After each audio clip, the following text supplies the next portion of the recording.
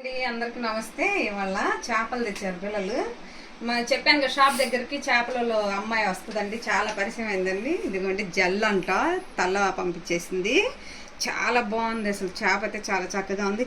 ఇదేంటమ్మా ఇలా పంపించా అంటే, అక్క ఇది పులుసులో పెట్టేసి వండేసేయి, ఇది తిను, చాలా సూపర్గా ఉంటుంది, అసలు వదిలిపెట్టవు నువ్వైతే, ఇలాగే వేసి అని చెప్పింది. వాళ్ళ భాష మాట్లాడమని కూడా అడిగింది. నేను ఎలా మాట్లాడాలంటే, వాళ్ళు వైజాగ్ నుంచి వచ్చారు కదా, నాకైతే భాష రావట్లేదు. హాయ్ అమ్మాయి, ఇదిగో నువ్వు పెట్టావుగా, ఇదిగో ఇది పులిసేసి వండుతున్నాను, వండిన తర్వాత అన్నంలో తిన్న తర్వాత చెప్తాను ఇది ఎలా ఉంది, ఓకేనా? ఉంటానమ్మాయి, బాయ్.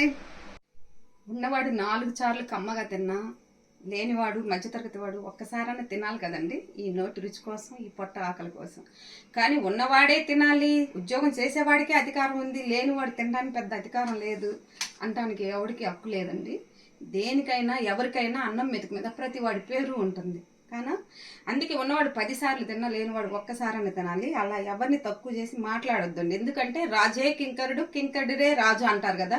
ఎప్పుడు ఏ టైం ఎలా ఉంటుందో, ఎవడు ధనీ అవుతాడో ఎవరు దరిద్రుడు అవుతాడో తెలియదు కదా. అందుకని తక్కువ చేసి ఎవరిని మాట్లాడకూడదండి, అవునా? నచ్చితే లైక్ చేయండి, షేర్ చేయండి. ఇది తప్పుంటే క్షమించండి. ఉంటానండి, బాయ్.